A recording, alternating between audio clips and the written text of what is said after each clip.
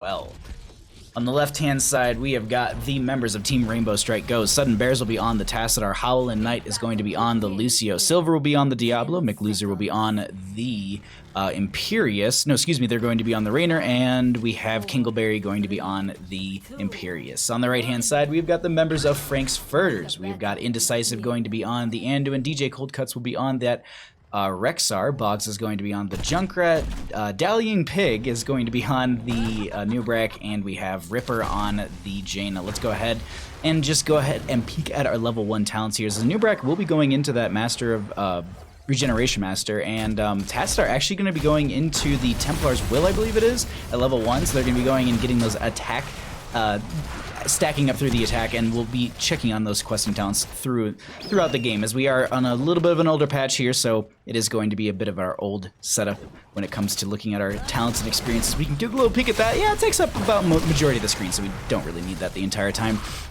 But we'll pull that up here and there. This is going to be Volskaya Foundry as our first map of the evening between these two teams, and it is going to be strong rotations at the beginning. But the one thing to note here is going to be the bottom lane matchup between the Imperious and the between the Rexar as well, because this is a little bit difficult for Kingleberry in my opinion, because Misha's able to go far into the lane, just, well, I would say clear, but it looks like Misha's just going to be standing there getting impaled by Imperious. But one of the things is, like, you can use the Misha Bear to push up, and then Rexar can just heal up easily. And it looks like they're going to be baiting this this Imperious a little further out into the lane. We could be checking on the rotations between top and mid, but that's going to be a nice double impale from Kingleberry. They didn't go for the questing talent on the Spirit level 1, which is unfortunate, because that would have at least been the double stack right there. Still, they are going to be just working their way through that bottom lane, and both these teams will be breaking off to the right and the left-hand side, and we will be having them go for the fortification camps. I'm hoping for a force wall pick. Yo, Delta, what's going on? And glad. Yeah, it's an auto attack based Tassadar. We're going to be seeing them going for the Templar's Will. It's going to be sitting at 8 stacks so far, but I'm assuming that they're going to be able to stack those up a little bit faster as we do get into the objective phase, which is going to be popping up here in the next minute. And I would actually say just about the next minute. We'll get the announcement in 30 seconds before that. Meanwhile, back in bottom lane, Kingleberry into DJ Cold Cuts is going to be still an even matchup. They are starting to force back this Misha a little bit, but they're going to step up a little bit themselves and try and put some damage into this Imperious, and hopefully they don't lose the Misha here. They could if they get one more good attack, and that will be, in a sense, first blood over to the members of Team Rainbow Strike Go. I will always mess that one up. Hey Baha, what's your thoughts on Tass so far? I've heard a lot of good things about him as a hero. Tassadar is a great hero. Sudden Bars is going to be playing said Tassadar, and I think with the Rainer here, this is a great duo, because you also do have Kala's Embrace at level 4, which is going to be the lifesteal, and so on an auto attack based hero like McLoser, I think this will work out really, really well for them, because they can also get that stacked up healing. Me personally, I like the Psionic Storm build at level 1. I think that AoE and that poke and the ability to kind of zone in a sense with that is a little bit stronger than the auto attack based build. I honestly haven't put a whole lot of faith into this, or at least even time into this build, so I couldn't really answer the Templar's Will if it has value overall, but I personally just like the Psionic Storm at level 1 and just stacking that up. Was this on the pre-buff Tassadar patch? No, because the last patch that we had, the patch that we had last week, was just a bug patch, so this is going to be still buffed out Tassadar. And that's going to be a Newbrack diving in right there, as Silver's going to be taking a lot of damage. Can the healing from Anduin be enough? It will not, and that's Diablo going down. No souls to get that insta-revive. We do see Tassadar breaking off to the left-hand side as Howling Knight is trying to make their way out. That's going to be a couple of these grenades coming in from the Junkrat. Will they be able to get the kill with it? Not the case, and they are able to get right out of there, only losing one, but that also will be objective in their favor so far on the right-hand side for Frank's Furters, as well as the Biotic Emitter, as Ripper needs to back up right there. We also see Sudden Bears with the ability to get that vision onto them. You can actually see that little red dot over their name, so they know that they're there, and they can see that they actually went for the Celestial Charge right there. Didn't make it, but Ripper taking quite a bit of damage. Doesn't go down. They don't drop the turret as well, and they're going to continue to hold over this point. And while all that was happening in top lane, while that dive was happening, this was the ability for the friendly team on Frank's Further side to grab this objective, and they're going to be easily able to burn, or I guess stack this up. They are going to be contesting this though. They're coming in here, and that's going to be a Newbrack diving further into the backline. Sudden Bears will need to be dealing with a giant bug, as a nice concussion mine will be forcing them off from Boggs as Diablo charges in. They actually just back off and say, you know what, you can have this. We'll go ahead, we'll soak up these lanes a little bit further, and we'll readjust and I guess we'll just re-engage onto this objective in a minute. Now, the one thing else I do want to note here is we have both of the fortification camps up and available, but actually we have a fight breaking out right in front of us as this is going to be a Nubrek trying to dive into the backline. We do see a great healing wave coming out from the Enderman as well, but Dallying Pig needs to get out. They do drop the biotic emitter. They're going to start turning this around. Howling Knight is getting targeted. Nice impale coming out from Dallying Pig as well, as they do lose the Misha Bear on the right-hand side. Diablo will be able to finish out Soul, so they're going to be very, very tanky at this point, but they trade out the Imperius on the left. They lose out on the Jaina on the right, and this is just an absolute back and forth when it comes to kills, and it looks like they're going to be able to hold this over for now. Silver, with that very, very high health pool Diablo as well, with the full stacks, is going to be able to fire stomp out and continually heal, as Boggs is doing a great job of zoning the backline from getting in and out of there with that concussion mine. Kind of forces them in a bit of an odd spot where, you know, we have to engage, but we're only limited in so many places, as Big Loser's trying to make their way out. A Nubrek follows up with the stun, and the impale will not be enough. Can the concussion mine make it, or the concussion grenade? It won't work out for them, as Sudden Bears is also stacking up quite a bit with that auto attack on these heroes that are just kind of standing there autoing into the enemy team. And we're just cycling through heroes at this point as everyone's back up, and from that death that we just had a minute ago, it's 99% to 99% Nubrek diving in once again. That will be Misha Bear getting picked off again here, as I gotta say, Anduin getting so much good healing out for the friendly team, but this Celestial Charge in the backline will be at least setting them up for a bit of damage. Kinkleberry, so very low, will not be going down just yet, and this is just going to be the poke back and forth, as Control Point A is going to be contested 99% to 99%. Whoever wins this fight will be getting the first Struggle Protectors. That will be Imperius going down. They find themselves a Rainer as well. Can they get the Lucio? It doesn't look like it, as they're going to be boostioing out of there, and Silver is going to be taking so much damage. They end up getting the counter kill into a Nubrek. Silver does go down, and that's going to be... The phase shift puts him in a bit of a rough spot, but I don't think that will be the kill. They get the Trigla Protector, and first one going over to the side of Frank's Furters. Wow. It's a bloodbath. that was a 7-kill overall between the two teams fight, and that fight lasted for a solid minute and a half. Jinxie Cat, how you doing, friend? Thanks for coming by. I hope you're having a wonderful night. Task Wave Clear with Storm build is huge. He can one-shot a wave, and after it's done, you can double soak. This crazy. Yeah, I agree.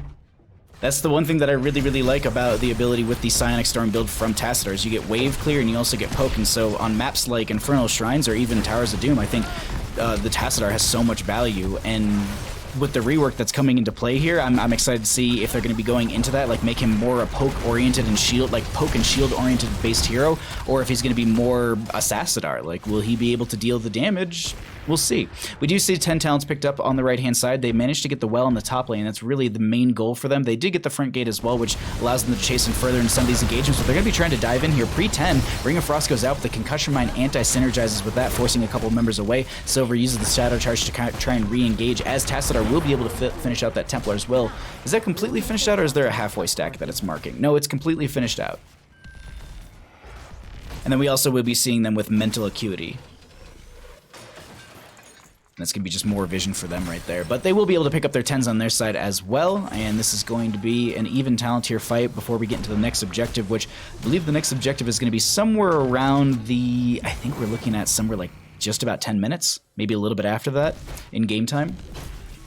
Yo, Carpe Felis, how you doing, bud? I'm doing your replay after, I think yours is the second replay after we get out of these two best of threes. We got this best of three, one more best of three, and then we're going to be pulling a couple of replays from the Discord server. So yours is definitely in there, and thanks for coming by, friend. I hope you're having a wonderful night. We do see, though, it's going to be all of our 10s picked up. There is going to be the Force Wall for the Tassadar on top of all this. I'm really excited about this. Yo, Sit and Text, thank you so much for the Tier 1 subscription for 4 months of support. I very much appreciate that. I'm stoked. You're going to be disappointed? No. I'm excited. Like, I've been saving up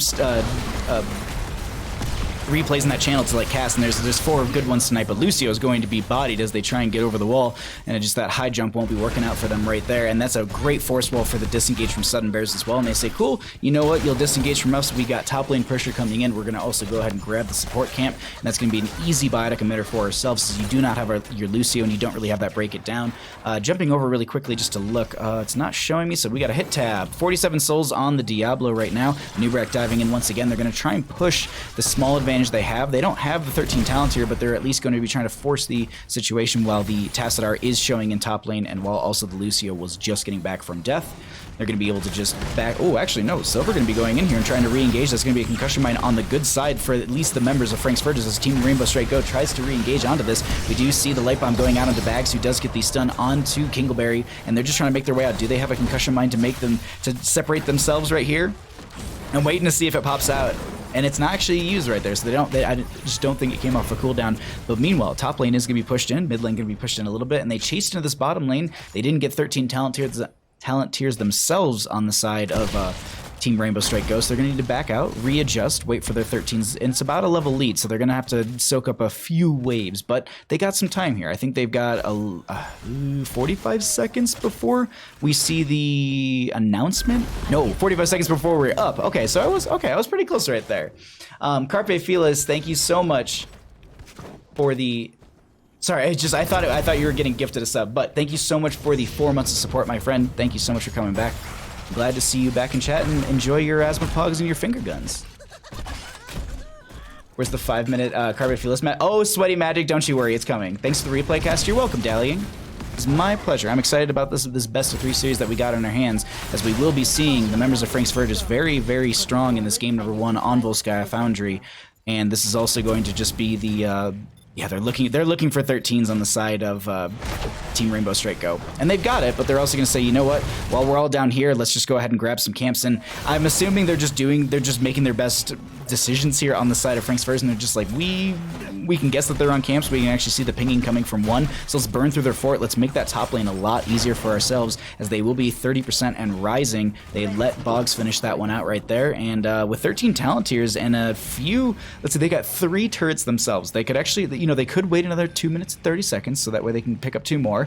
That way everyone has one, but either way, we are going to be seeing this top lane engagement happen in just a moment here, as this is going to be indecisive with the Biotic Emitter, as well as Ripper, I believe, had a turret, but they dropped that immediately as this fight started out. That's going to be the Ring of Frost going out. It does connect onto the Diablo, I do think, who did pop the Lightning Breath regardless, as they will be throwing that out. Misha Bear going to be slowed by that. The Riptide comes out from the Junkrat. There was a Hyperion during all of this, as a Noobrek is going to burrow charge away. Misha Bear is going to be able to get out of there just fine for now. The Hyperion does end, and now, do they re-engage? Majority of the heroics were used. They have a Force Wall on the left-hand side, and they've got this web rep as well for the members of Frank's Furters. Do you have a new mic? No, it's just a little bit closer to my mouth this evening. I'm leaning into it a little bit. I got a new soundboard like a solid three months. No, it can't be 3 months at this point. Maybe like 2 months ago I got a new soundboard. They used too many turrets to get not any kills from that. It's just Turret City, exactly. That's going to be the concussion mine going out right there, as we also see the web wrap onto the Imperius in the backline. They're going to be stepping further forward into this, as that also will be the Force Wall forcing a couple members back, but the web wrap does end. We see Imperius meddling in the backline as they also get the Misha Bear kill, and so they're going to be on the overtime point here, and that will be in favor for Team Rainbow, but they're going to be losing one. That's going to be the Noobrek with the Burrow Charge and the Light Bomb. That's a very good combo right there coming out from them, and this Jaina is going to be dumping out the damage. These Force Walls are really starting to meddle with how they're trying to engage into this backline. It's a very short cooldown, but without the Diablo here, at least in the in the fight, this is a little bit hard. As the Ring of Frost comes out, they find themselves in Imperius. The turret does go down, but the Lucio will be traded out. Diablo is back, but they've got no soul, so they're very squishy here, as the Force Wall will be used for the disengage. Another concussion mine goes out, and they jump back onto the point, and that will be Frank's Furters holding over control point B and grabbing the second Triglav Protector of the game. It might be 3 months. It was shortly after I subbed. Oh, okay. Yeah, no, I got a new mixer, like a couple, and maybe the compressor from that is way better and you're just not hearing it, or I just have it a little bit better postured. Because I usually try not to show it on stream, just so it looks a little bit more professional and clear, but for at least for like Tespa, they were just like, no, like throw it on stream like J-House is there, it doesn't matter. And I'm like, okay, well at least my sound is very good for the Tespa Collegiate series, which I'm happy about. Control point B, Trigla Protector will be used in the top lane. They're going to open up this front gate. I was waiting to see a little bit if they were going to be trying to take down the keep so they have consistent catapult pressure through the top lane, or if they're going to be going into bottom lane trying to set up for control point C. And it looks like that's going to be the case. They want to open up the map a little bit further for themselves and at least have the periodic catapult pressure in all 3 lanes, as well as the passive experience gain from all 3 of these forts being down. And we also do see the Anub'arak finishing out on the Regeneration Master at level 1, so they are going to be a bit of a harder bug to squash at this point.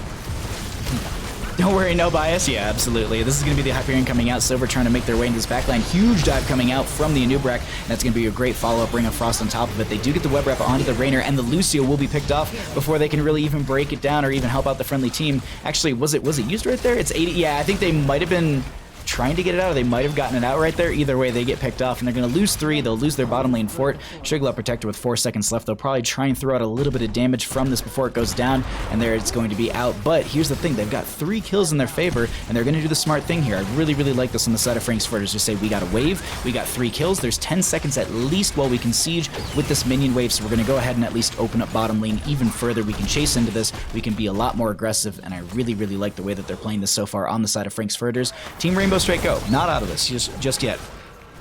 They're going to be able to find themselves the level 16 in about half a level.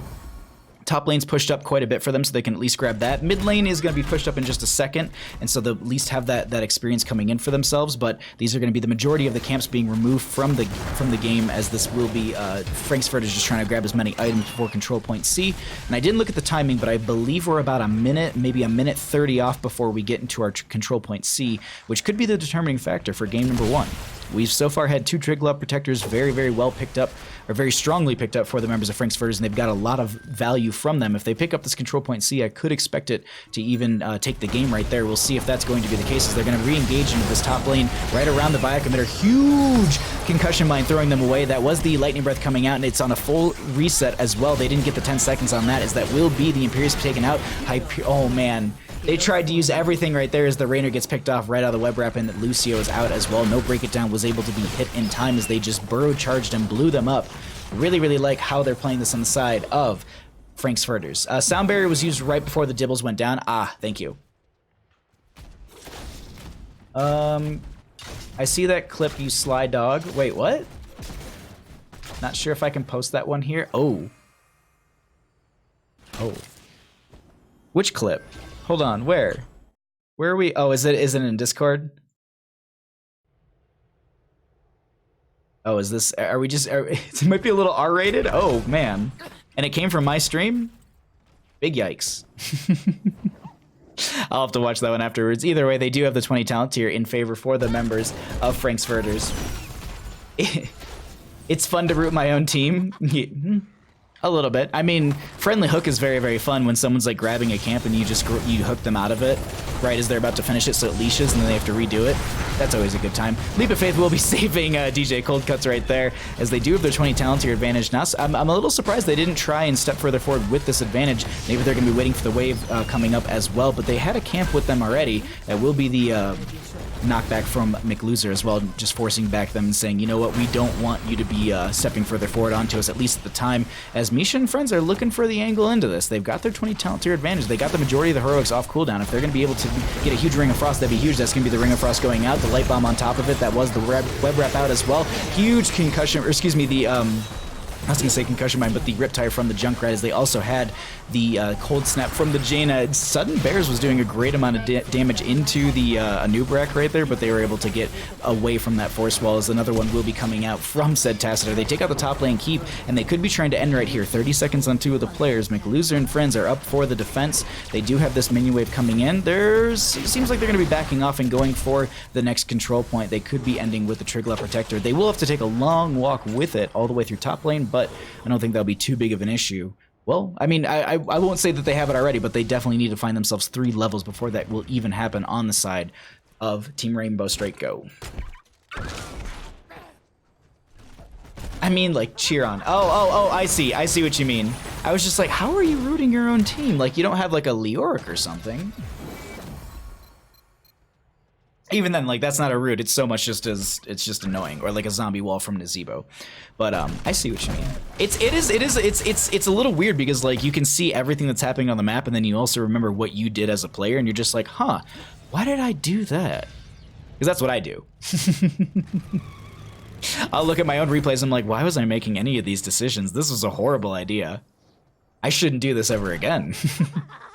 Mostly I say that when I'm trying to rewatch my replays of me being a mage, and I'm just like, why? That positioning was horrible. Now, they are on a ticking time bomb here on the side of Team Rainbow Straight Go. There's a catapult mounting in top lane, and this fight could be a little bit of a rush as they are going to be getting hit with the Ring of Frost. That would be the break it down from the Lucio. Lightning Breath coming out from the Diablo. They're getting shredded right now from the Jaina Snowstorm. They are going to be extinguished right there as Kingleberry will be put out as well. Hyperion will be ending, not getting a kill. That's going to be the Burrow Charge further forward into Sudden Bears, trying to find some more damage onto them. Root coming out from Ripper as well. We see the web wrap onto the Rainer. They're going to look at Howling Knight a bit, but I think the big blow up will be focused onto the Rainer as they will be dropped out of that huge follow-up as well. Rainer's body gets thrown. Riptire going to be chasing down the lane, but Howling Knight should be able to outrun this.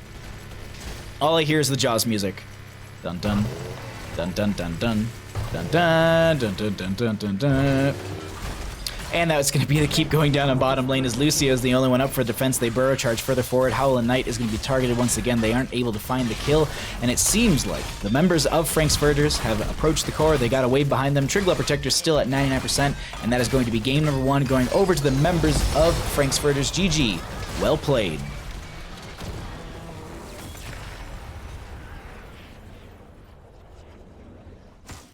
Sorry, I missed the beginning. I'll watch until you get partner. Thank you, Kaimo Tripson. I love you.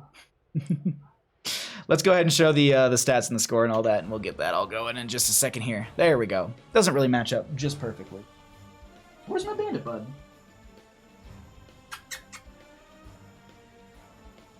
I lost my dog to my parents. In the sense that he loves them more than me, and so he's hanging out with them. So we might not see a lot of bandit tonight. I'll do my best to get him on stream, but my parents are here, and he absolutely loves them so much. In that game, we accomplished our goal. Ruin the other team's 6th seed. Jeez. Oh. Yo, Carpe Felix, thank you so much for the 69 bits, my friend. I like that all the top 3 cheers are all 69 bits.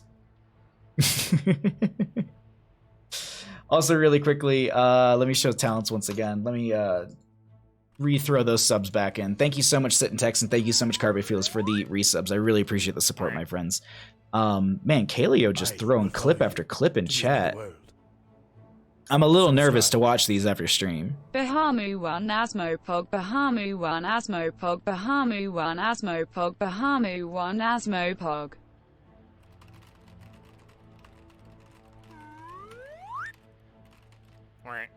I did my best. He's not interested in me tonight. Subscribed. Bahamu Right. 1 LFG at Sitanch me 2. Bahamu 1 FG. Alright, let's go ahead and load up our second game here.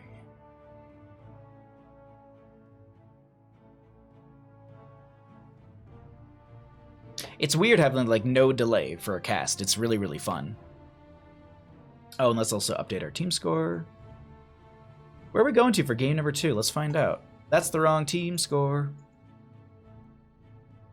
There we go. Oh, game. What are you doing to me?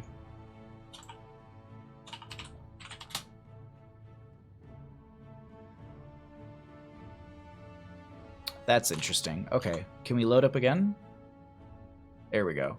There's no delay. There's no delay right now. Yeah, because we're just doing, these are all replays this evening. Since there's not a lot of live games right now for the Nexus Gaming series, and I believe, like Heroes Lounge hasn't really fully started yet. So right now we're just doing a couple replay casts. We're just making sure that we're pushing for that partner. We're also giving you all some great streams. Then we've got some replays that we've got from the Discord server. So they're not live games, but we at least got games coming up. And let me go ahead. I'm going to mute our desktop audio just because I know that it's set way to home.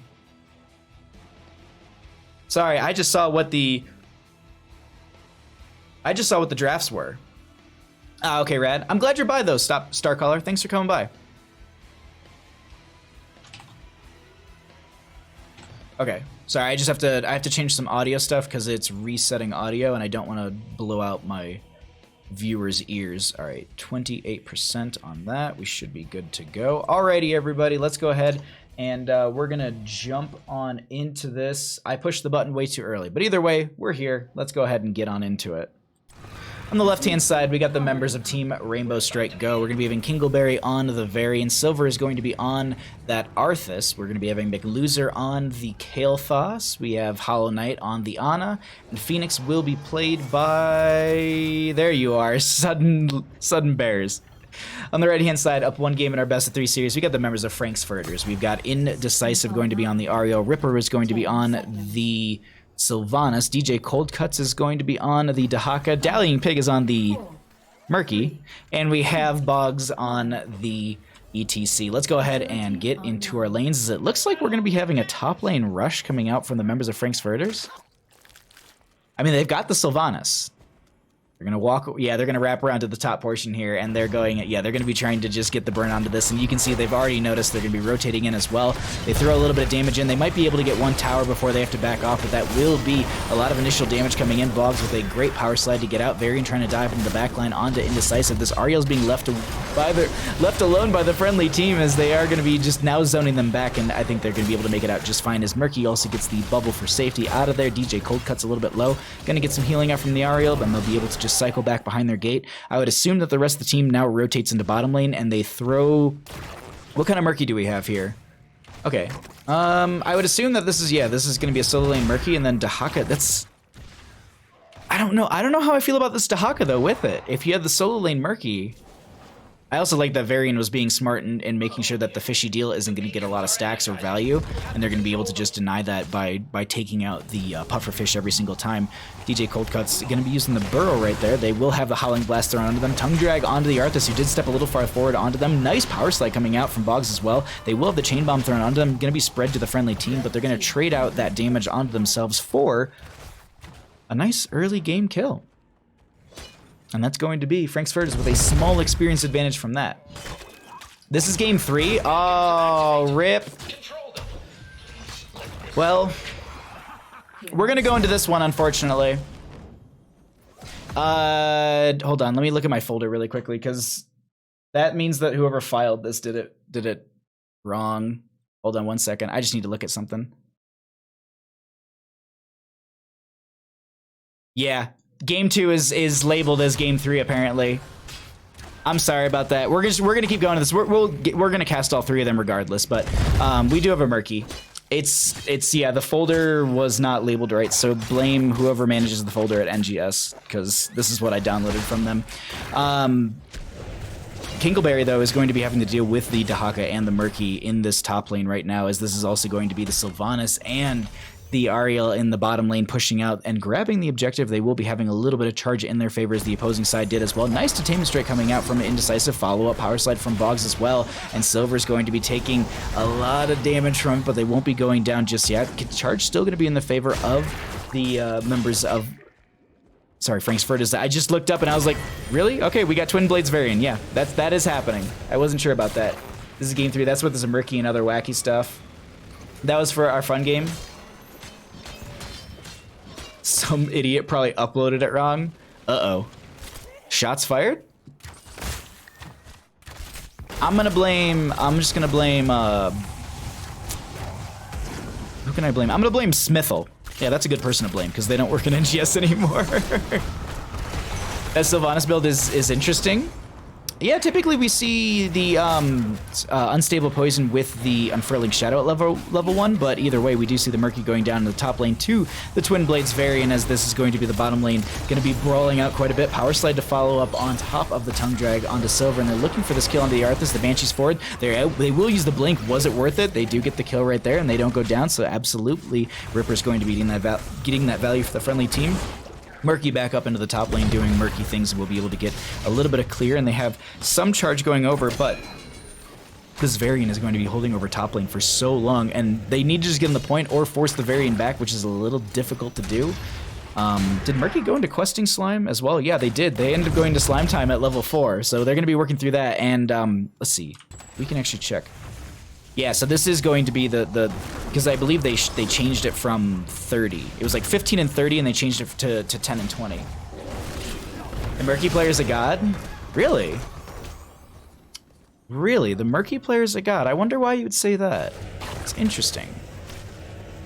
They do have the top lane control in their favor on the side of Frank's Furters, but unfortunately, the members of Team Rainbow Strike Go will be having the bottom for now. They only need they need like one tick on this, and that's going to be Indecisive stepping too far forward. They were a little hungry for that last little bit of charges. DJ Cold Cuts comes into the backline, ETC goes down, and they say, you know what, it's not worth it, let's back off, and that's going to be a couple kills going over in favor for the members of Team Rainbow Strike Go, and that's going to be Dallying Pig going to be diving in here as well. And they actually, okay. DJ Cold Cuts will stop the top lane. This is going to be a pretty even Zerg wave for both these teams, I think. Freaky Mage, how you doing, bud? Thanks for coming by. Merc again. Oh my god, Laughing Underwater. Whose are those? Those are very, very good. He is the Murky. Yeah, exactly. Tongue Drag going to be going onto Silver right there, as they're going to be looking for some sort of play onto them, but there's not enough follow-up damage, and they will be forced back as well. So this is going to be bottom lane just going to get pushed out by the Siege Camp as well, and Murky could be trying to grab the a little bit more dominance at top lane, but Kingleberry is just going to be able to just jump back onto this point. And I was waiting to see, like, do they try and posture themselves around this to make sure that Kingleberry won't be able to jump onto the point and get any sort of charge, or do they want to go for more of the stacks onto the a fishy deal? Okay, I was like, that doesn't sound right in my head, but yeah, it actually is. Dallying Pig. Oof.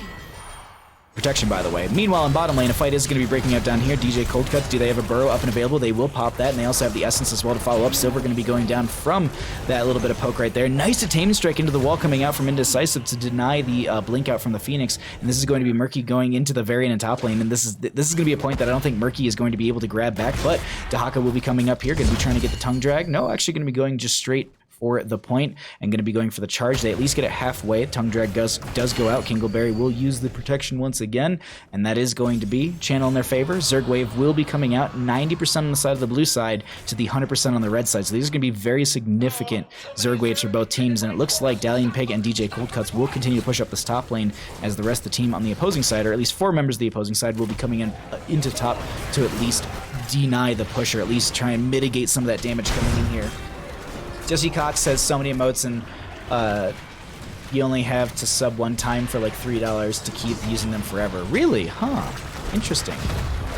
People really look like the really ones are supremely hate seeing. Oh, I love that. I like that there's just a hard split between those two. It's just like they either really, really love it or they absolutely hate it. I'll have to look into those though myself. Those are really, really cool. Also, that little, yeah, that's so very good. I love all those that you're posting. I'll have to check them out. Thank you so much, Freaky Mage and Laughing Underwater. I appreciate that. Polarized? Yeah, absolutely, Kaleo.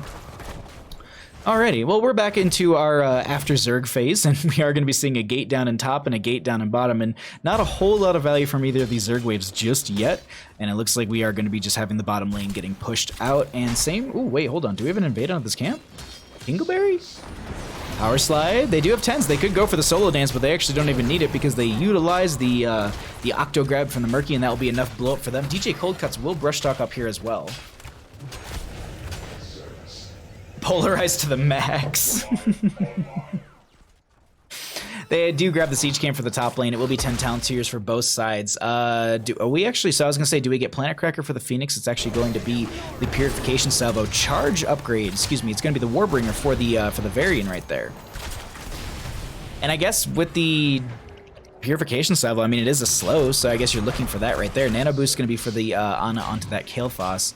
Nothing really else to highlight outside of the March the Murlocs was not picked for the Murky. They did go for the Octo Grabs. There's going to be some synergies right there, and they also will be able to get some big blow-ups afterwards. Going to bubble up for safety just to make their way right out of that one. They grab the Siege Camp in the bottom lane, and that's going to be the Bruiser Camp in the bottom lane. The Siege Camp will be grabbed on the left-hand side. Power Slide from the ETC. They don't go for the Mosh Pit just yet as the Wailing Arrow comes out from the Sylvanas, and they're going to get a great amount of damage. Nice Detainment Strike into the wall onto Silver. Purification Salvo connects onto everyone, but doesn't really get a whole lot of value. Indecisive is in a bit of a rough spot. I think they should have one Detainment Strike. They actually utilize the Power Slide, going to be throwing Silver around a little bit as they also do finish out that Frost Presence at level... No, excuse me. Frozen Tempest at level 4, and that's going to be that 150 stacks for them. Not March the Murlocs. I'm so used to that, but Octograb is going to be up and available as it was used on the Kingleberry right there, but Dallying Pig is going to be going down in the top lane. They do have the camp that was pushing in, and they also do have this minion wave coming in as well, so they'll get a decent amount of siege into this fort right now, but Varian does have some pretty quick clear on their own as Murky is back up and available while Varian is going to be busy with that. They're going to be able to grab this control point in top lane. No one on bottom lane just yet. Fat Octo. Oh my, that poor Varian. A little bit, yeah. This is going to be also the poor Murky, who's just, you know, trying to get these Octograb wins in these values, but it's just not happening for them just yet. But we'll see. I mean, Murky's scaling. Murky definitely scaling. His bottom lane will be held over. What do we have for these slime stacks? 13. So they do have the bonus damage. Once they get that slow, that's going to be a big... That's a huge improvement onto the slime. And they also went for, I think it's increased the radius for it. The pings are coming out. That's going to be... Oh, nice follow-up tongue drag from DJ Cold Cuts. That's also going to be the pick onto the Varian. And they go ahead and say, cool, like, we've got top lane, you can have bottom lane, we'll at least get this fort and we'll rotate onto you. That also will be Kael'thas finishing out the Mana Addict at level 1, and that is going to be them having the availability for the mana barrier whenever necessary. Actually, excuse me, every 45 seconds. Well, I guess it's a 45-second cooldown. That's a better way to say it. That was actually, like, these are some really, like, I'm loving these Octograb plays right now. That's going to be the Containment Strike into the wall. Silver just getting thrown around right there. Containment Strike would, excuse me, Contagion went onto them. Purification Salvo will be connecting onto Boggs and Friends. Nice use of the Crystal Aegis from the Ariel. Are they going to be able to save Boggs right here? Indecisive. Really strong on this Ariel, as Murky is going to just be kind of doing Murky things in top lane. Like, just Varian's pushed back quite a bit, and I mean they can survive in the lane, but being that far out without a retreat path is a little difficult. Meanwhile, in bottom lane, the fight just to continue. Ooh, the Haka has to pop the essence right there, but they'll be fine. They actually have the bush to make themselves get out there a little bit faster. Varian comes down here, so it's going to be a 4v4 for now. Arthas on their way in. Murky's still pushing out top lane. They do have Boggs coming in here. If they can get Kingleberry, that'll be a nice even fight for them. But this is going to be 4v5, and the Army of the Dead will be popped. Tongue Drag comes out. That will be the mosh pit from Boggs as well. Dance goes out onto pretty much one or two players as DJ Cold Cuts does go down. ETC to follow. High King's Quest was finished out from the Varian, and that's a good spot for Kingleberry to be in, as they will be able to get all those auto attacks in, and they get the charge over in their favor as well. Meanwhile, Murky in top lane, gonna be just doing Murky things. This is exactly what you want a Murky to be doing in this situation. They see a lot of members missing from bottom, and they're gonna be going ahead and backing right out. Catapult will be able to get the fort right there, but with the 2 kills they just got, excuse me, 3 kills they just got, they're gonna say this is an easy boss rush for us. Let's go ahead and get that value for ourselves, and this should be going to top lane. Bottom lane has already got some damage onto it, and this is typically what we see with these types of vehicles as well as the Immortals. They go into the most well-defended lane, and that's going to be exactly that. They did not spread for bomb rip. Yeah. That is actually a really good point as well, Carpe Felix. I didn't highlight that whatsoever. Kael'thas is doing so much good work here. Let's actually highlight some of those numbers, at least get an idea of what those look like. It's a bit of a clunky UI right now, but either way, we will be able to swap back over to our original one as we get into our second best of 3 this evening. But this will be charged so far in favor for the members of Frank's Furters, excuse me, of Team Rainbow Strike Go, as they're going to be having some charge and they're going up for themselves, as it looks like they want to try and take a fight in top lane. Murky showing a bottom that does interrupt the channel for that time being. Ooh, they used the Purification Salvo, but the Burrow Charge was pulled out from the Dahaka as well. Wailing Arrow came out from the Sylvanas. Frost Presence was finished from the Arthas right there. And now we see the Murky in bottom lane continue to push out. Just going to do Murky things. This is also going to be the Zerg wave in favor for, or at least that's going to be the Zerg lane for the members of Frank's Furters, as Ripper's going to be diving back into this fight, as the Army of the Dead was also used. Contagion was thrown onto them. Chris Aegis to save Ripper right there, but they might have gone down themselves instead of Indecisive, and yes, that will be exactly that. Meanwhile, bottom lane, Murky going to continue to be pushing out. They do lose their egg in this bottom lane, so they're a little bit worried, but they also lose the fort in top lane, hence the reasoning for that one. But I'm wondering, do they try and at least sneak onto this point so they don't get the channel in their favor and they can mitigate any of the massive charge coming up for themselves, against themselves on the side of Frank's Furters? Or I think they're just going to have to eat some charge for a little bit, get their lanes under control, maybe look for the 16 talent tier fight.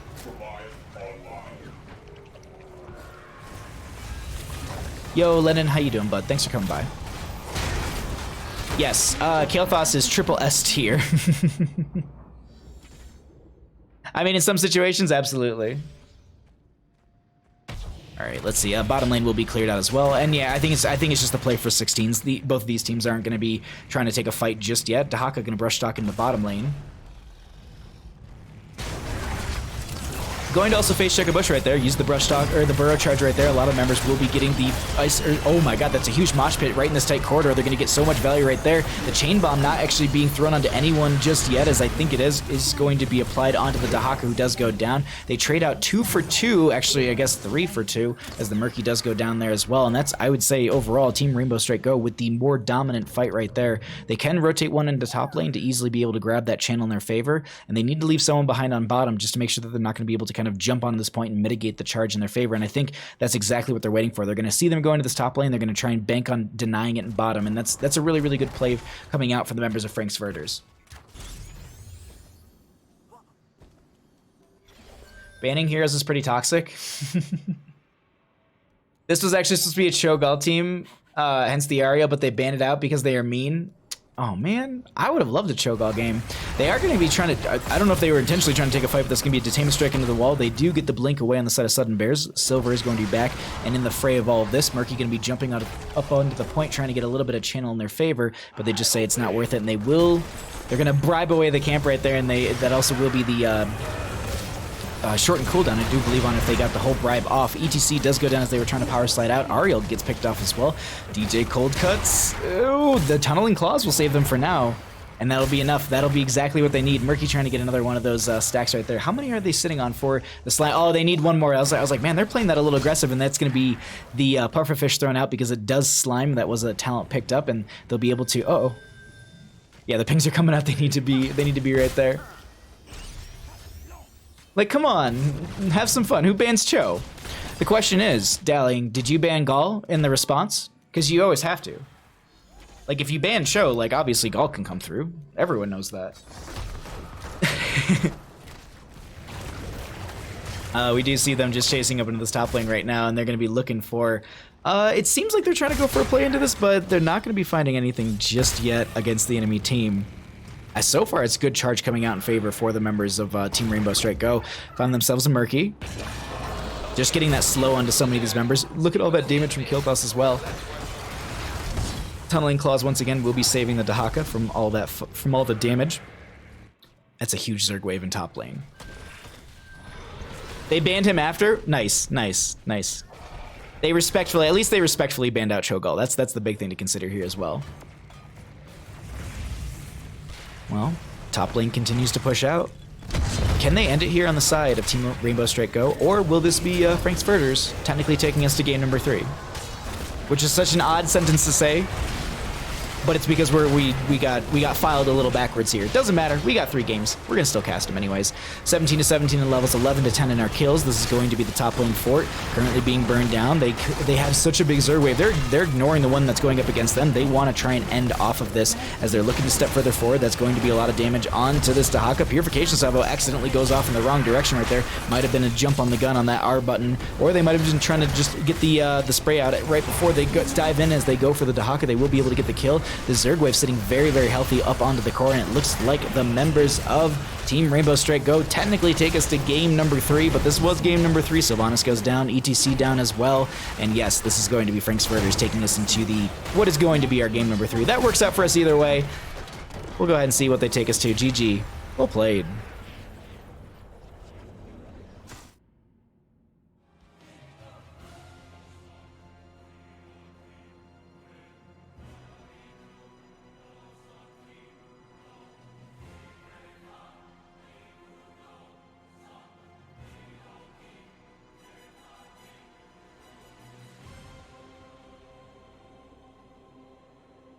All right, let's get some stats here as well. This one's a doozy.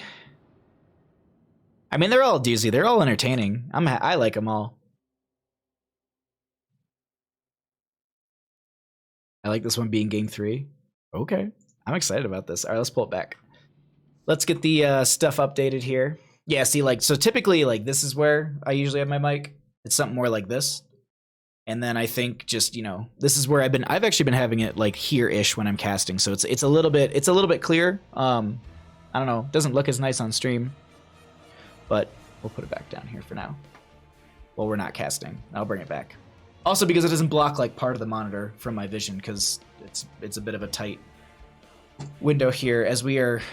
There we go. We have to relog into Heroes.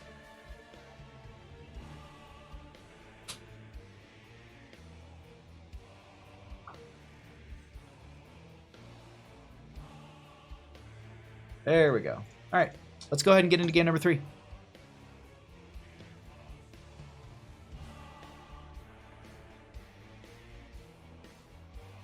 And thank you everyone who's hanging out and watching stream and pushing for partner with us. I really, really do appreciate it. We are trying to get there. That way we can get better transcoding for everyone at home so they can all watch at whatever speed I guess their internet can handle, as well as we can get some fancier emotes. I actually started working on a couple recently. So unfortunately, these replays aren't filed right at all, and the third replay is Braxis holdout as well. So we don't have a game number 3. Can anyone in chat please provide me with the actual game number 3 because it's not properly put into it's not properly in there. I don't have a third map. I have 2 Braxis holdouts. Does anyone have game number 3 in chat?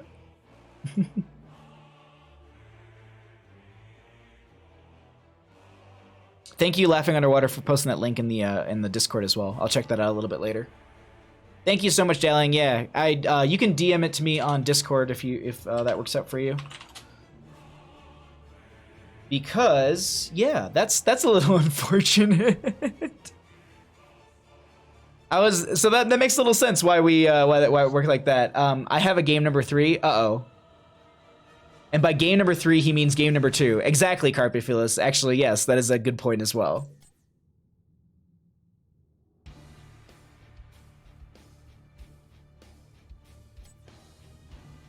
I'm wondering what Kaleo has as a game number 3, which makes me nervous.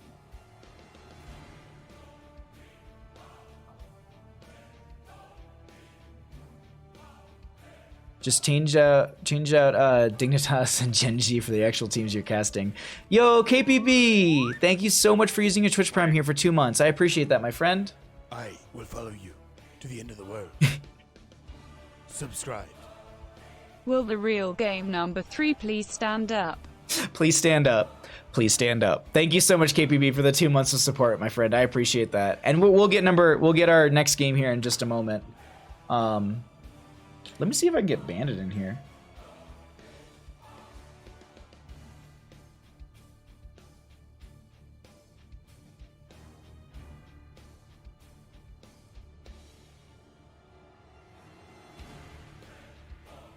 I did my best, stream. I did my best. I'm trying to find it. It's okay. No rush. If we don't have it, we don't have it. That's all cool. If we get it, all the better. But once again, thank you all so much for hanging out and supporting the stream. I really, really do appreciate it. Ooh, I have a DM. Kingleberry says, I have the replay. Icon has replay? Give me the replay. Gimme. Please. That text-to-speech wasn't half bad at all. I agree, Kaleo. What day was this game? Oh my god. This game was on I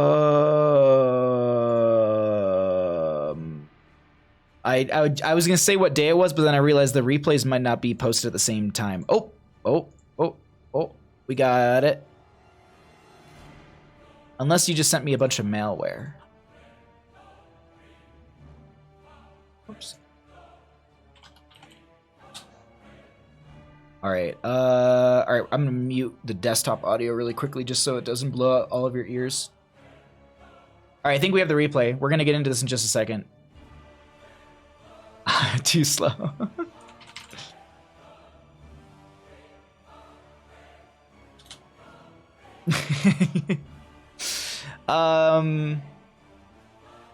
Okay, we didn't switch sides or anything. Alright, cool.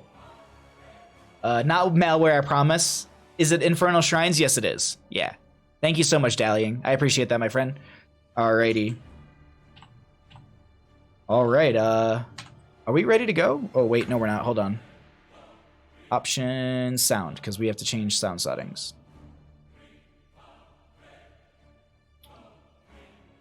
Alright, now we're good to go. Let's go ahead and jump into it. Oh, I forgot to do things. There we go. On the left-hand side, we got the members of Team Rainbow Strike Go. Silver's going to be on the Arthas. Howlin' Knight's going to be on the Anduin. Sudden Bears will be on the Jaina. McLoser's going to be on the Vala. And Kingleberry will be on the Malthael. On the right-hand side, we got the members of Frank's Furters up one game themselves in this best-of-3 series. We've got Dally and Pig going to be on the Diablo. We have DJ Cold Cuts on the Rexar. Indecisive is going to be on the Raynor. We will be having Ripper on the Kilthos, and I feel like I missed Boggs. No, Boggs will be on the Raynor. I think I messed that up at some point. And Indecisive is going to be on the Decker Cane. There we go. I was like, I know I have something wrong with this. There we go. But we are on Infernal Shrines. Let's go ahead and unmute the desktop audio, as I forgot to do that right there. We have in-game audio now properly, and let's go ahead and find ourselves as an Arthas is going to be dove on initially. Silver taking a lot of damage right there. They go down, and they're not going to be able to find a counter kill just yet, as this will be the rotations beginning between the two teams. And we also will be seeing Malthael jumping up into that top lane, going to be going for the solo lane themselves. They also have that on a pale horse to mention, so they're going to be having a 20% increase on their movement speed while mounted, so they're going to be able to make double rotations between mid and top if necessary, while the friendly teams may be grabbing a camp in bottom lane. That's definitely something that I've seen a lot of teams go for, but this is going to be the majority of the rotations between mid and bottom. And the other thing to note too is we have Exterminator for the Raynor. That's not a talent that we often do see here. I would say that in Battlefield of Eternity, we see a lot more Exterminator due to the fact that you do have that race potential coming out from the Raynor, but here, I guess, you know, if you are losing the Punishers, that is going to be a good way to burn down said Punisher moving into the lane. So maybe they're expecting to lose a few of these to the enemy team, and they say, cool, we'll at least have the faster burn with that Raynor for at least the objective right there. Yo, Brandflakes, how's it going, bud? Thanks for coming by. I hope you're having a wonderful evening, my friend. Thanks for coming by and supporting the stream as we push for that partner. But thank you all for hanging out. Thanks for cheering on some great teams and watching some awesome Heroes of the Storm action. As a reminder, this is pretty much the only stream that I'll have for this week. We might do a Saturday stream. I've been toying with the idea of doing a Saturday like casting stream or something like that. We'll see with that, but definitely Sunday I'll be back over on the Heroes of the Storm, the Blizz Heroes channel for the Tespa Collegiate series. And this Sunday I'll be casting with Haloran. J-How and Haloran and I have a rotation between days, so this weekend it's going to be me and Haloran on Sunday, which will be an absolute blast. But we do have a fight breaking down in bottom lane. Boggs taking a lot of damage. Hollow Knight will be able to back right out of there, and they're going to be able to maybe throw in a little bit of flash healing here and there, maybe a Divine Star to get the AoE onto some friendly members. They also throw out that Chastise to lock down one, but they still steal away the camp, and they are able to get up another kill as well. Dallying Pig able to get these fire stomps and will be safe for now. I just like it's this Diablo player always makes me a little nervous in the early game because the fact that they're so low on souls, and I feel like a lot of Diablo players are used to a certain amount of souls and then just playing at that level. And if you come into the game, you're just like, I can't be this aggressive this early.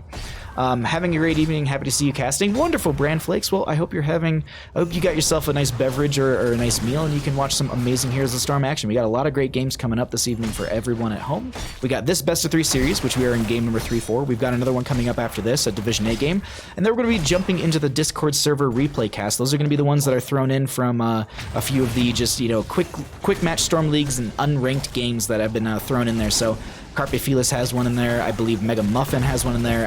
Ballet Gamer has one, and I think Kaimo Tripson has the 4th one. And so we'll be diving through those in order as they are on Discord, but that's after the 2 best of 3s that we have. Regardless, we have this Fire Stomp coming out.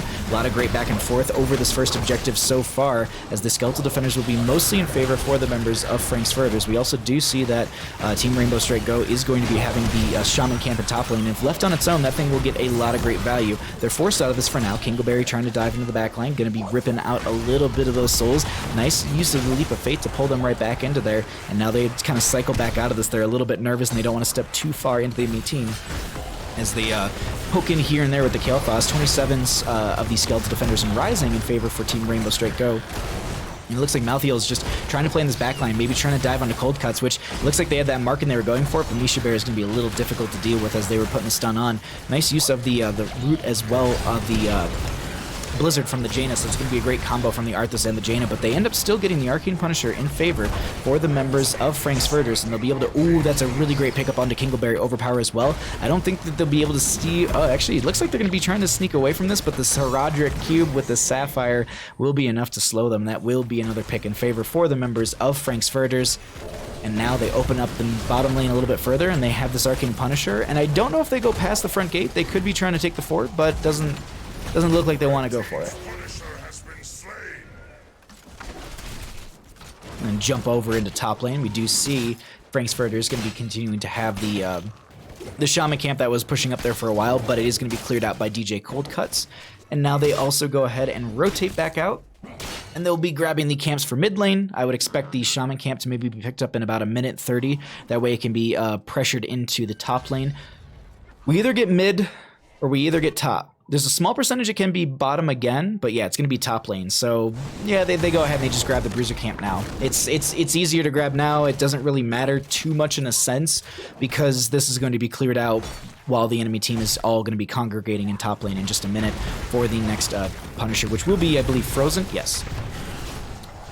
And then really quickly, let's actually just pull up the talents, look at some of the questing talents. We have 14 stacks on the Arthas's Frost Presence, 35 on the Frozen Tempest out of 150, 6 out of the 20 for the Jaina on the Fingers of Frost, 19 out of the 20 necessary for that Kael'thas. So that Arcane Barrier will be up and available in one regeneration globe, as they're going to be trying to make this invade into bottom lane. Doesn't seem like they're going to be able to make it quick enough, as they won't get the camp in time. Dallying Pig taking a lot of damage will be able to get a healing potion as Kingleberry trying to dive in. That's going to be Vala vaulting forward, going to be putting in damage right there, but they don't get the kill onto the Diablo, as meanwhile, this is going to be the Rexar with the Shaman camp continuing to add pressure up here, and this is something that's going to be a little difficult for them to respond to, or at least at the moment, since they were all in bottom lane. Now that they're all rotating into top, it's going to be an easy clear for them. And Rexar just going to be sitting up there for a bit. They will pull back Misha Bear, but the rest of the Kingleberry and Sudden Bears is like, we know that the Rexar has to be nearby, so we're going to get this pick off on you. And that's going to be the Rexar getting killed in top lane. Shaman camp does open up the front gate of this, so if they do get the Punisher on the side of Frank's Furters, this is going to be a great start for themselves, as they don't have the gate to bait. The enemy team doesn't have the gate to kind of bait the Punisher over, and now they're only a touch of an experience, a touch of experience off from potentially getting their 10s, and I think they're noting that there is going to be a Malthael on top lane. They're saying, hey, there's one up there. We can maybe see the Jaina in mid, or we know that they're not here, so we're going to be just trying to dive onto this Hollow, and Knight is going to be taking so much damage. They continue to get the healing out. Dallying Pig might have overstepped here, as they do get the Shadow Charge into the wall right there onto Silver, and they're making their way out. This is going to be McLoser and Sudden Bears putting in the pressure, and it doesn't look like they go for it, as they turn and they go for the Kael'thas kill. Boggs will be picked off as well, so they disengage from the Diablo, but they are able to find themselves 2 kills, and they pull ahead in the experience, just about having 10s before the enemy team, but it's not too far off on the opposing side, as they should be having 10s themselves. Jaina going to be getting the clear into bottom lane to make sure she gets that extra regeneration globe that she actually already got in lane, but going to be Hearthing back and getting ready for this next shrine, which will be a Frozen Punisher into top lane. DJ Cold Cuts is my man. Yo, Kaimo, why? Because they're playing this Misha Bear.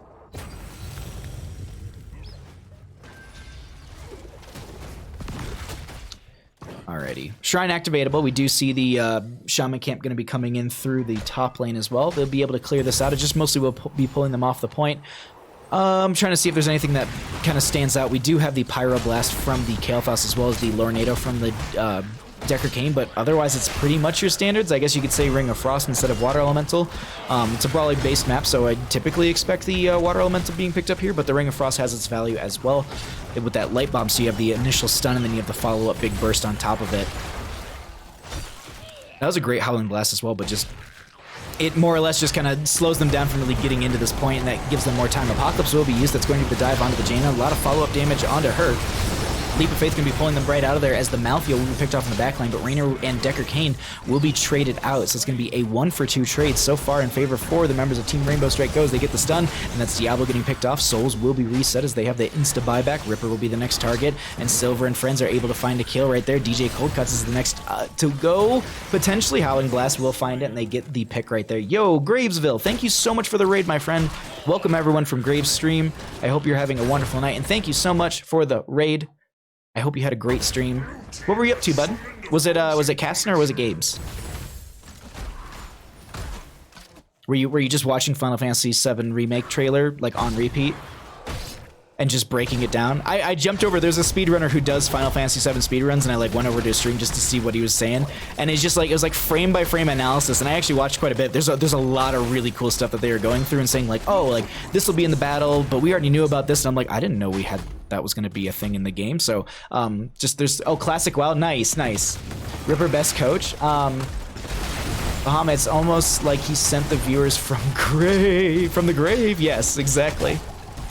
Graysville viewers are always very spooky, but thank you so much again, my friend, for the raid, and I hope you had some wonderful classic WoW experience, and you weren't just sitting in queue the entire time. Because I don't think it's like that anymore, but I don't know. They're going to be trying to re-engage on this fight right now in the top. Ooh, hold on, that's going to be a nice Ring of Frost, as well as this Diablo trying to get out. They end up going down right there. Lornado does push back Silver. They are going to be getting the last rights, and they don't even need it, but they just want to get the stack regardless, and that will be 5 seconds shaved off of Kingleberry's heroic right there. And now, healing coming out, they'll be able to grab this camp, and this is going to be a lot of great pressure starting out and coming in from the members of Team Rainbow Strike Go. And they won't be able to have 13s for about a half a level, but they've got a lot of waves that are coming up into their favor on the side of Frank's Furters. So this is, I would expect them to be able to... I'd expect them to be able to find the 13 before the next shrine is going to be activated, and that's in bottom lane. It's going to be a Mortar Punisher. But they're just grabbing so much camp. And the one thing I'm trying to, like, math out here and like, are they going to hit 16? Like, they won't obviously hit 16 before they hit 13. That's way too big of a jump. They would have to wipe the team and then some, I think, to be able to jump that far. Definitely a possibility. There we go. I was like, game? We're having a little bit of a struggle here to render some frames, but we're good. We're good. But it's just, the whole thing is like, it's how safe you want to play this, and I like the way they're playing it. They're just making really, really long rotations in these lanes, going through a lot of the safe areas. Like, you can see them, they're rotating back all the way through here, not really utilizing the center area. They don't want to get picked off, as this will be 15 to 13. Rexar was showing in top lane, but they can't see any of the members. They're like, just play by the gates, play it safe, don't go too far out into the lanes. They have the majority of their heroics off cooldown, and I mean, burning Light Bomb, Ring of Frost, and Last Rites to get a kill, while that may seem like a lot, it still is a ton of value on the map, because now every fight is a 4v5 and you're pushing yourself even further into that 16 talent tier. But they're looking for the mid lane fight. They go in, that's going to be the Ring of Frost, the Howling Blast, they get the Decker Cane, Lornado coming out to deny them from stepping further forward, as Boggs will be thrown back a little bit there as well. Excuse me, pushing back a little bit there as well with the concussion. Oh my god, I can't think of the word. Penetrating round, there we go. Get myself some water, jeez. But yeah, we approach our 16 talent tier. This camp won't be getting it for them. Actually, this might, because Malthael also will be soaking up a little bit of that top lane once it gets pushed out by the Kael'thas. Or just going to be going for it immediately. They just want the 16 talent tier. They at least want to have that pressure on the map, and Shrine will be activating here in just a moment. Easy. Yeah, it's going to be... And yeah, like I said, like, they won't be... It's still going to be a talent tier difference in about a level and a half as well. It's, excuse me, 2.5 levels between the two teams. Caster math. But Mortar Punisher, bottom lane, will be activatable, and so far the members of Team Rainbow Strike Go are having a dominant showing on this game, on this map. They've managed to pick up a trickle of, oh my god, a Punisher on the side of Frank's Furters as well. But Team Rainbow Strike Go are going to be slowly pulling ahead, I guess you could say. I'd say slowly, but it's 16 to 14 when it comes to our levels, and 11 to 4 in kills. But you never know. Look at this wraparound coming out. They're looking for the angle here. They're just trying to surprise them a little bit. They do go for this, but they've kind of put themselves on the far side of the shrine. Now they have to fight their way through it to the opposing side. Light Bomb coming out. The Apocalypse will be used as well. Silver taking a lot of damage. They find the Arthas. That's going to be the Ring of Frost coming out as well. They find a Vala on top of it. This fight is going so sideways, and it's going in favor for the members of Frank's Furters. They do lose their Rexar right there to the Last Rites of Kingleberry, who dives back in. They're going to try and get Boggs here as well. A little bit of poison damage. Will it be enough? The healing potion is enough from the Decker Cane, and Ripper doesn't go down either, and so this should be Shrine in their favor. But here's the thing to note: we do have this entire Shaman camp and Catapult in top lane, and if this is ignored, this is definitely going to be them losing out that keep. The Misha and Rexar combo will be up in 9 seconds, but that's a bit of a risk just to give over that much siege, because it's really going to burn through this keep. Like, look at this right now. Look at that health bar. Misha Bear and Rexar are just getting up, and it just went through, like, in a total of like 5-6 seconds, they went through half its health bar. I don't think they're going to be able to, maybe they use the Misha to stun out the Shaman, but it's way too much. I think they lose this here.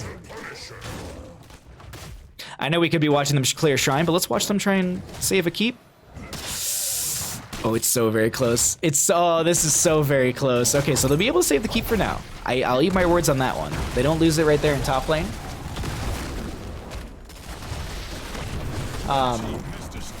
If they had gone around the blue team fort, they would have gotten 5-man team wipe. I think that's how it works. Oh, you just have to walk around the fort. That's all you have to do.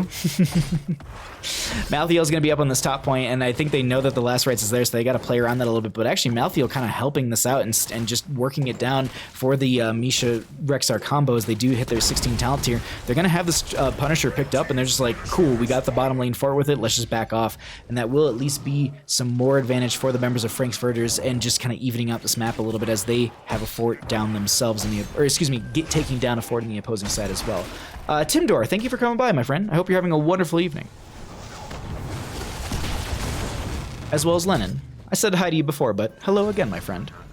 I hope you're all enjoying the stream, and I hope I'm providing you some wonderful, wonderful coverage as we do see another fight potentially breaking out down here. Diablo sees that there is a camp up and available. That's going to be the Ring of Frost as well as the Apocalypse. Everything being used here as the Light Bomb went out as well, and that's going to be the last rights, and they lose 4 members right there. Does Boggs go down? One more attack from Vala will be enough, and they pick off 5 members on the right-hand side. A team wipe. They only lose 2. That was something, is what the Diablo says. Meanwhile, they do have a Shaman camp in top lane that is pushing in, and as noted before on the opposing side, when it was pushing into the keep, you can see how quickly with the minion wave this thing can siege down a fort. It is working out very, very well for them. Yo, Carpe Feels, thank you so much for gifting a sub to Timdor. Thank you so much. Timdor, enjoy your Asmapog, your finger guns, and your gilded beard in chat. I love the press R fights. I agree. 8-bit output, how you doing, friend? Thank you for coming by. Like, those are no, Lennon Lives. Carpet Feels, thank you for also gifting a sub to Lennon Lives. Thank you. I really appreciate that. Lennon, enjoy your Asmapogs, your Gilded Beard, and your Baja Rages, as well as your finger guns. There's a lot of great emotes in there. Feeling nice, thanks for asking. Absolutely, friend. Look at this chase. Sudden Bears, they get hit with the Sapphire. Nice use of the Ice Block, but I don't think it's going to be enough. They could maybe... Oh, they don't have a Ring of Frost there. Ooh, there's no way they make this out alive. No way. Yeah, okay. I was like, did they really juke this? The friendly team was coming up, but I didn't think it'd be close enough. There you go. Yeah, Kaimo Trips, and thank you for showing off all the emotes right there. Baha, are you doing Tespa broadcast this weekend? Yes, Starcaller, I will be. I will be on... my day this week is going to be Sunday, and I will be casting with Haloran on Sunday. We have a Tespa wants to like swap up the casters here and there, just to try and like it's because it's just more fun for all of us. We all kind of get to cast with their last rights goes up. Hold on, we'll hold that thought as Diablo gets their soul ripped. Gonna be reset right there as the Hyperion comes in. This is going to be a lot of damage onto the Arthas as well. A 1-for-1 trade as the Jaina was picked off before. Those were souls reset for the Diablo, but. Back to my original point, Tespa wants to rotate us as casters, so like there's gonna be a couple weekends where like I'm on Saturday and Sunday, and then I cast with Haloran and then Jayhao. There's a weekend when it's just Jayhao and I for Saturday, Sunday. There's a weekend when I think it's just Haloran and I for a whole weekend, I think, together. I can't remember, but we're all over the place. But yeah, I cast at least one day every weekend for the whole series, except for one of the weekends. I have to go to Michigan for a wedding, but that's way down the line. That's like almost like the second to last weekend that's happening. Is this a playoff game? This is not. This is going to be a replay cast. We are just we're checking out some wonderful things. Yo, Zergy Monster, thank you for so much for using your Twitch Prime sub here, and thank you for subscribing for 5 months. Thank you. Enjoy your finger guns, your Baja Rages, your Gilded Beard, and all the other emotes that we have in the channel. But it's 20 talent tier in favor for the members of Team Rainbow Strike Go. Unfortunately, they don't have their Arthas to be able to take this fight, and they're going to have to back off for now, while the Frozen Punisher will be picked up for the members of Frank's Furters, and they just add in pressure through the lanes. They say, you know what, if we're going to be losing out on a Punisher, let's at least try and take down a fort or two, and they will push up bottom lane, they push up mid lane, they grab a camp here as well. They're going to leave the Misha Rexar on top lane, and they just want to deny the consistent siege during this entire Punisher phase. This is actually a really, really smart move coming out from the members of Frank's Furters, as they will be able to save their Fort 1 and then deny any of the siege coming in during this entire phase. Granted, I will point out that the Punisher is moving its way through the top lane, and they don't have 20 talent here, and I think that's what they're just like, you know what, we can at least deny the Punisher, we'll deny them pushing in and taking some of our forts, but finding that extra little bit of experience is going to be difficult. Hey, Bandit Bud. Bandit decided to come back to us, thank you. Thank you, everyone, we summoned him. You all summoned him. Reign of Vengeance upgrade? Yes. Light Bomb comes out. That's going to the Ring of Frost as well. Hyperion out as well. Rex are going to be going down. Lacerates comes out from the Malthael onto the Diablo. No souls to reset this time. Pyroblast onto the Jaina, and she goes down as well. The Blink was just not going to be enough as Kael'thas gets wiped out as well. And they're chasing further into this. Punisher still in top lane, going to be sieging in here with the catapult as well. They're going to need to respond to this at some point. Blue team has destroyed a fort. Keep does go down, or Keep was down at some point. Fort did go down in mid lane. Bottom lane Fort has got a sliver of health, but they go ahead and top lane try and save their Keep. Can they manage to do it? No, so it's going to be even catapult pressure in both of the lanes as Make Loser just going to be burning that little bit of ult just to finish out that damage. But the one thing that like saving the Keep right here would have been huge for them is that means that they would have only had a catapult every third wave coming out from this core, and they would have had a catapult every wave, so they would have slowly pushed out in their favor, and that would have been just an advantage for the members of Team Rainbow Strike Go. But Frank's Furters still going to be in this. It's 20 to 20 when it comes to levels.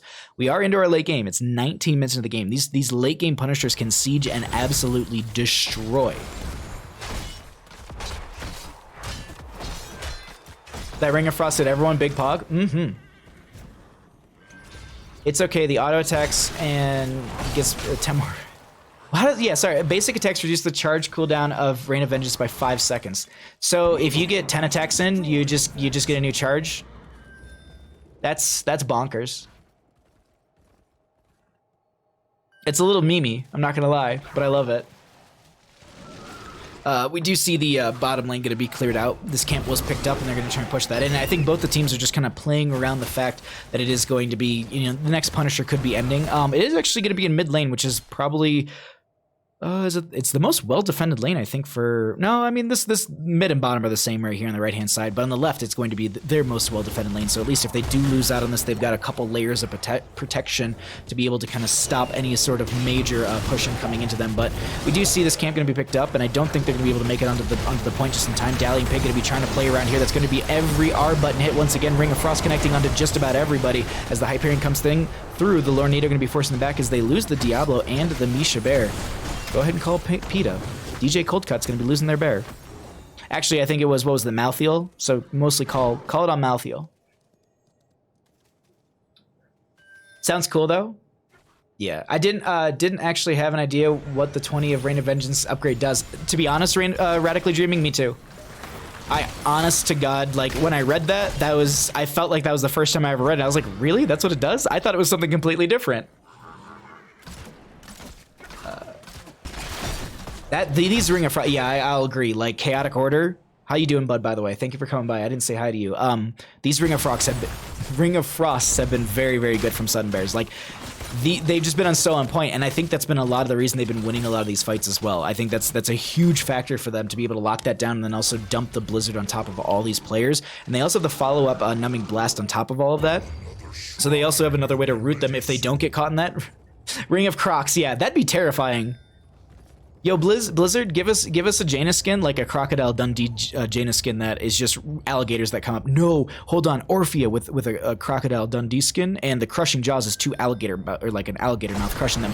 That is going to be the Ring of Frost used just to blow up the Diablo, but this is what I was talking about before. Utilizing one heroic while it is an 80-second cooldown to get a kill, and you're removing that hero for 60 seconds, so you're not going to get a fight for the next 60 seconds probably, and you know, we're not too far off on these cooldowns, so that's a huge advantage in favor for the members of Team Rainbow Strike Go. Frank's Furters are now going to be sitting in the odd seat right now and saying, well, we either try and take a disadvantaged fight without our Diablo, or we just set up for the defense, and I think that might be it.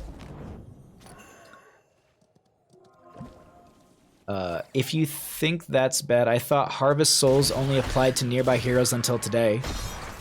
F. Face checking bushes, yeah. Bless bush gank. Oh, even Chaotic Order is blessing the bush gank. Hello? Has the good word of the bush gank, the bush gank spread to Div B? Bush trap, there we go, thank you. I was like, I started saying, I was like, I'm saying this wrong. Bush trap, there we go. I don't know why this isn't allowed, but hold on, I just gotta tab out there for a second. All right, Chest Looter, once again, I have to approve his name. such an odd one because I've approved Chest Looter's name a million times in this channel, but either way, a Punisher's still going to be pushing in through mid. Looks like they will be able to get just the front gate down right there. They're not going to be going in for much more than that. Howling Blast and such going to be going on to Dallying Pig, who's trying to make their way out of this, taking a lot of damage. Uses the Hellgate, which is essentially the blink for Diablo, to get themselves right out of there, and now they're going to be throwing that Pyroblast. Leap of Faith pulls them further away. I don't know if Silver will have enough health. Actually, Concussion. Oh, the penetrating round will be enough to at least solidify the kill. They do drop the Ring of Frost, and I think it was more or less to maybe just disengage, and if they were going to be chasing further into it, but they unfortunately don't, and they only catch the Misha Bear right there. The Bush Trap is a false prophet. How dare you? Oh man, chat's about to explode, I feel. We're 24 minutes into this game here on Infernal Shrines. The next Punisher is going to be in top lane, and it's going to be Arcane, and this, I feel like this is the game-ending Punisher. Neither team has a keep. This goes straight to core. We're 24 minutes in. The announcement should be coming up like right around like 25, 30, 26 minutes into the game, and then it still has to be picked up from there. This is going to be scaled so insanely high. Bush Gank Comp on Sunday for Baja. Are you all playing this Sunday? Because you're Northeastern. It took me a second right there. Frank's Furters could come back. This is anybody's game, honestly. It's Infernal Shrines. It's, in my opinion, this will come down to the next Punisher in this top lane.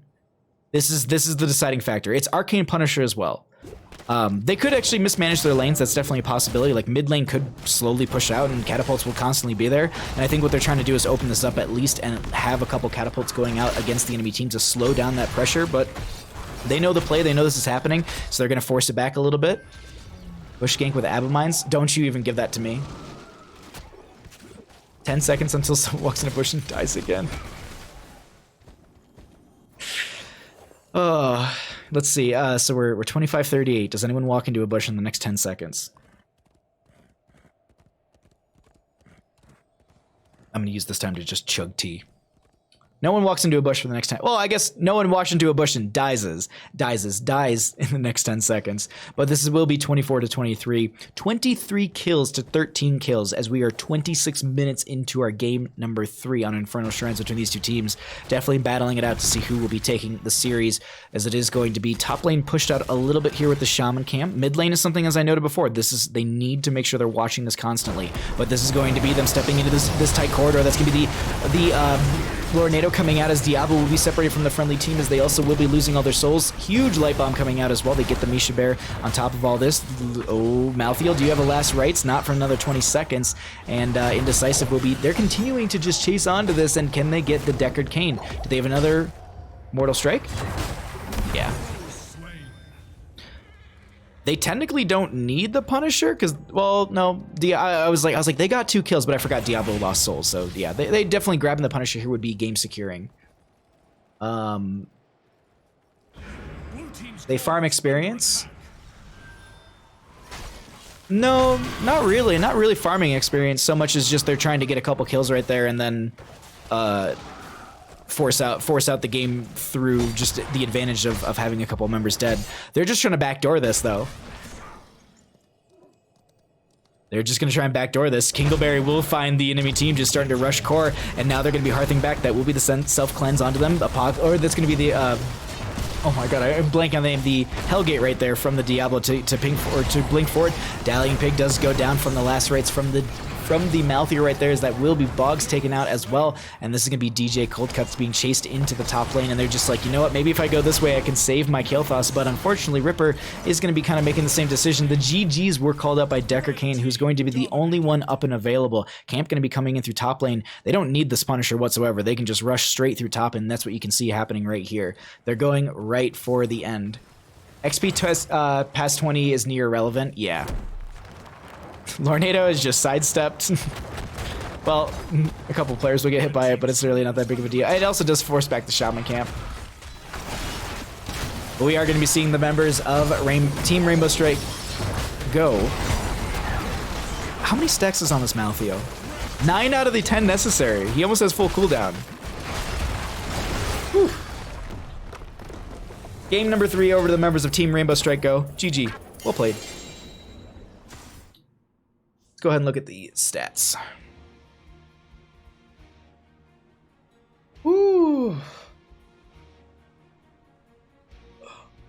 GG's indeed, Hero Sharebot. How you doing, bud? Thanks for coming by. Really quickly, let me just resend all this because I just want to highlight all the appreciation. Thank you so much, Carpe Fearless, for gifting the subs to Timdor and Lennon, as well as Zergy Monster. Thank you for the 5 months of support, my friend. I very much appreciate that. Thank you for buying Bark Boxes for Bandit. Fun match, I agree.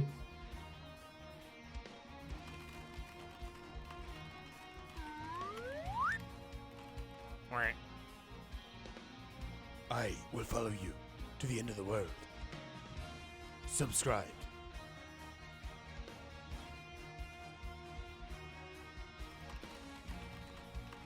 Alright, so I'm just making sure I'm not missing messages. I will follow you to the end of the world. Subscribe. Bahamu 1 LFG, Bahamu 1 FG. Alright, just pinging the teams for our next matchup to let them know. Yo, Kingleberry, thank you so much for using your Twitch Prime here. Thank you for the support, my friend.